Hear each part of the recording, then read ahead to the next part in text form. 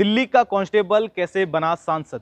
बड़े police officer बनने चाहते थे, फेल हुए तो नौकरी छोड़ बिजनेस किया शुरू। दोस्तों नमस्कार, आप देख रहे हैं द खटक। मैं आपका साथी जसवंत सिंह शिवकर। बाड़मेर के इस एपिसोड में आपका हार्दिक स्वागत है। आज हम उमेदराम बेनीवाल के बारे में बात करेंगे, जो दिल्ली में कांस्टेबल के पद पर तैनात थे, फिर बड़े पुलिस ऑफिसर बनना चाहते थे तो फेल हुए, तब उन्होंने नौकरी को छोड़ा और जो बिजनेस है वो शुरू किया। तो आइए एपिसोड की शुरुआत करते हैं। राजस्थान की सबसे चर्चित और हॉट सीट बाड़मेर पर इस बार सभी की नजर थी।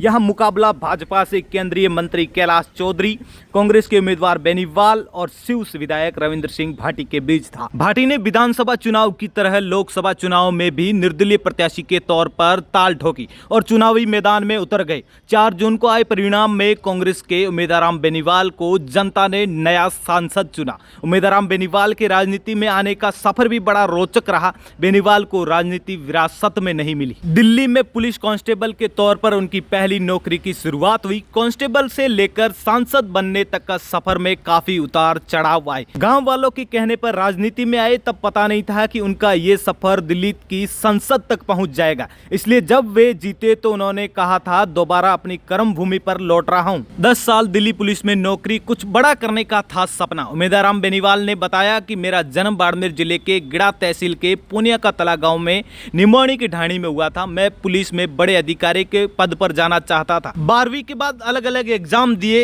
इसके बाद 1995 में मेरा सिलेक्शन दिल्ली पुलिस के कांस्टेबल के पद पर हुआ। मैंने वहां 10 साल करीब 2005 तक नौकरी की। कांस्टेबल बना तो मैंने ठान लिया था कि मुझे किसी बड़े पद पर जाना है। साल 2000 में मैंने ग्रेजुएशन पूरी की। इसके बाद पुलिस में भर्ती के लिए एग्जाम भी दिए, लेकिन सफल नहीं हो पाया। साल 2005 में मैंने दिल्ली पुलिस की नौकरी छोड़ी और बिजनेस करने की सोची। किसी ने आइडिया दिया कि हैंडीक्राफ्ट का बिजनेस शुरू करते हैं। आगे उम्मीदवार हम बताते हैं कि साल 2006 में दिल्ली में हैंडीक्राफ्ट का बिजनेस शुरू किया तो काफी सफल हुआ। जर्मनी में भी उन स्टॉल लगाकर हैंडीक्राफ्ट के आइटम बेचे। इसी बीच मेरा गांव आना जाना लगा रहता था। उस समय सरपंच के चुनाव आने वाले थे। गांव वालों ने मीटिंग बुलाई, जिसमें मैं भी गया था। वहां गांव वालों ने मुझे कहा कि आपको सरपंच बनाएंगे और जिताएंगे भी। साल 2010 के पंचायती राज चुनाव में उम्मीदवार बेनीवाल को ही मैदान में उतरना था, लेकिन उनके पुनियों का तला ग्राम पंचायत में महिला सीट आरक्षित हो गई। गाँव वाले जिद पर थे कि बेनीवाल के परिवार से ही सरपंच बनाएंगे, तो पत्नी पुष्पा देवी को चुनावी मैदान में उतारा और गांव के लोगों ने मिलकर सरपंच बनाया। यहीं से उम्मीदवार बेनीवाल की राजनीति की शुरुआत हुई। इसके बाद गांव में ही कंस्ट्रक्शन का काम शुरू किया और व्यापार करने लगे। साल 2018 में हनुमान बेनीवाल ने राष्ट्रीय लोकतांत्रिक पार्टी बनाई। उम्मीदवार बेनीवाल ने भी आरएलपी ज्वाइन की। बेनीवाल ने बताया कि इसके बाद बायतू से 2 बार चुनाव लड़ा, लेकिन हार गए। दोनों चुनाव मजबूती से, ईमानदारी से लड़ा। वहां देखा कि अकेले लड़कर पार पड़ना मुश्किल है। इस बार के चुनाव में आरएलपी ने कांग्रेस के साथ गठबंधन किया, लेकिन इससे पहले उम्मीदवार बेनीवाल ने आरएलपी को अलविदा कह दिया था और कांग्रेस का हाथ जो है वो थाम लिया था। फिर कांग्रेस से उन्हें टिकट दिया गया। इस चुनाव में 1,18,000 वोटों से उन्होंने रविंद्र सिंह भाटी को हराया। 2018 में पहली बार विधानसभा का चुनाव लड़ा। साल 2018 में विधायक हनुमान बेनीवाल ने राष्ट्रीय लोकतांत्रिक पार्टी बनाई थी। उम्मीदवार बेनीवाल भी उसमें जुड़ गए। 2018 की विधानसभा चुनाव में बायतू सीट पर उम्मीदवार बेनीवाल को आरएलपी ने टिकट दी। इस सीट पर कांग्रेस से हरीश चौधरी, बीजेपी से कैलाश चौधरी और आरएलपी से उम्मीदवार बेनीवाल के बीच त्रिकोणीय मुकाबला हुआ।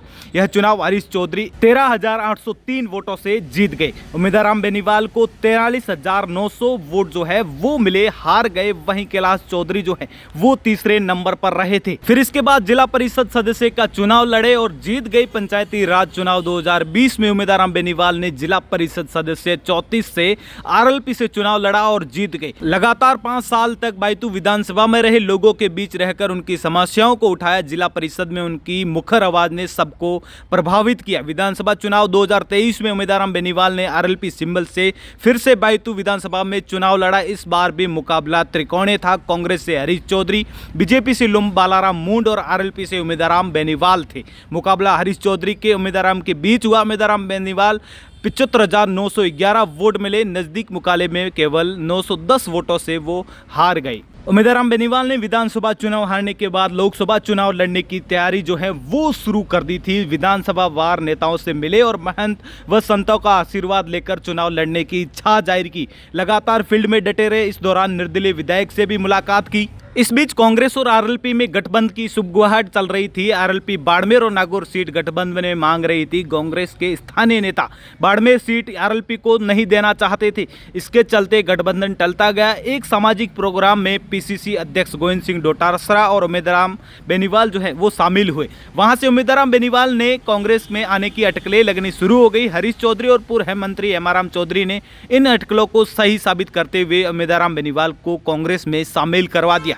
वहां से कांग्रेस ने अपने प्रत्याशी के तौर पर उम्मीदराम बेनीवाल को उतारा बाड़मेर जैसलमेर लोकसभा क्षेत्र में। बाड़मेर लोकसभा सीट पर ट्रेंड हो रहा था कि बैतू से विधानसभा चुनाव हारने वाला सांसद बनता है। 2013 में कर्नल सोनाराम चौधरी बैतू से चुनाव हारे, फिर बीजेपी में शामिल होकर 2014 में लोकसभा चुनाव लड़ा और कर्नल सोनाराम चौधरी ने जसवंत सिंह जसोल को हराया। 2018 में कैलाश चौधरी ने बैतू से विधानसभा का चुनाव लड़ा और हार गए। 2019 में लोकसभा चुनाव लड़ा और कर्नल मानवेंद्र सिंह को हराकर जीत गए। 2023 विधानसभा चुनाव में उम्मीदवार बेनीवाल ने बैतू से चुनाव लड़ा और हार गए। अब लोकसभा चुनाव लड़ा और बाड़मेर में त्रिकोणीय मुकाबला रहा। उसके बीच रविंद्र सिंह भाटी को हराकर बड़ी जीत जो है वो हासिल की। तो ऐसे ही तमाम प्रकार के एपिसोड के लिए जुड़े रहे द खटक के साथ। मैं आपका साथी जसवंत सिंह शुक्ला।